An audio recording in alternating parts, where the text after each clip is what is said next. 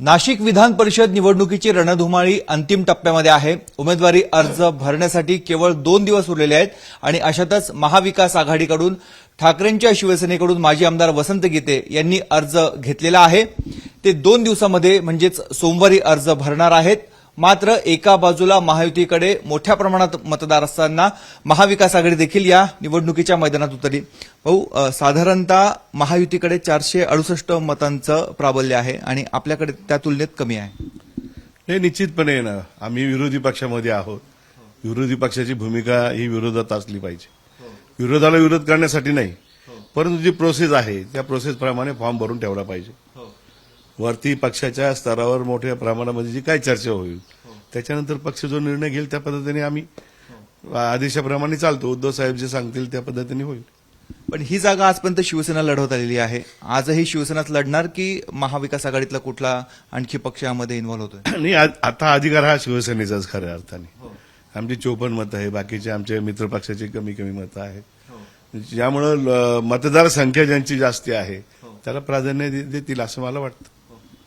पण आपण बघितलं महायुतीकडे जास्त मतं आहेत, 468 आहेत। त्या तुलनेमध्ये तुमचे म्हणा किंवा इतर सर्व इस्लाम पार्टी, समाजवादी पार्टी, एमआयएम सगळे एकत्र केले तरी तो आकडा 155-160च्या आसपास जातो। नाही, 2002ला मी निवडणूक लढलेलो, 7 मतांनी पराभूत झालो। त्या जे उमेदवार निवडून आले त्यांना स्वतःचा मतदानाचा अधिकार सुद्धा नव्हता आणि त्यांचं फक्त नाशिकमध्ये एकच मत होतं, तरी ते निवडून आले होते। त्यामुळं आमच्याकडे खूप मत आहे म्हणून आम्ही निवडून येऊ या भ्रमात त्यांनी राहू नये। पण मग काय रणनीती असणार आहे? तुमच्या महाविकास आघाडीच्या काही बैठका झाल्यात का या संदर्भात? कुठपर्यंत आता वरच्या स्तरावर बैठका आहे, आता आमचा संपर्क आहे इथं, ती चर्चा चालू आहे। आणि इतर दुसऱ्या पसंतीची मतं खेचण्यासाठी काही रणनीती आपली वेगळी आहे का? म्हणजे कशा पद्धतीने निवडणुकीला सामोरं जातात? नाही, निश्चितपणे त्याच्यामध्ये रणनीतीच आखावी लागते आणि ज्यांच्याकडे बहुमत आहे त्यांना असं वाटत असेल तर तो अनुभव आम्ही घेतलेला आहे आणि देवीदास पिंगळे त्यावेळेस निवडून आले होते।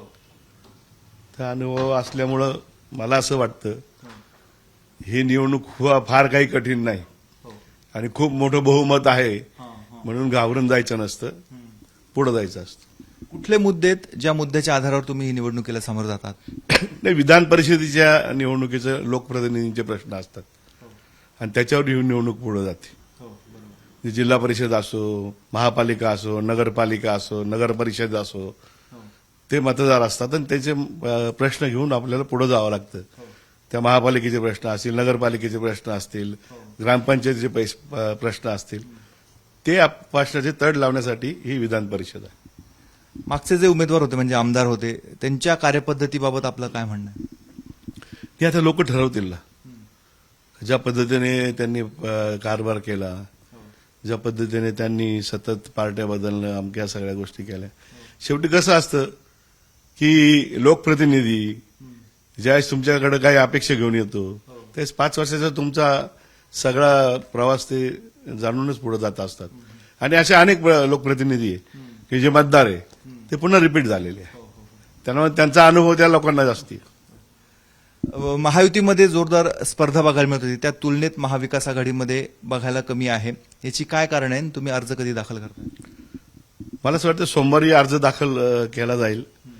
वरिष्ठांशी सर्व चर्चा करून आमचे सगळे पदाधिकारी आहेत, आता आमचे संपर्क प्रमुख मेरलेकर आहेत, दत्ता गायकवाड आहेत, जिल्हा प्रमुख आहेत, हे सर्व एकत्र बसून आमच्या जिल्ह्याची स्ट्रॅटेजी आम्ही ठरवू।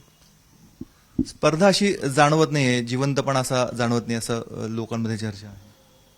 नाही, आता आज तुम्ही बघितलं असेल सगळ्या गोष्टीमध्ये, सकाळमध्ये आपल्या एक व्यंगचित्र आलेलं आहे, नगरसेवकाचा एवढा भाव, आमदारांचा एवढा भाव, खासदारांचा एवढा भाव, त्यातली ही घोडा बाजाराची निवडणूक आहे।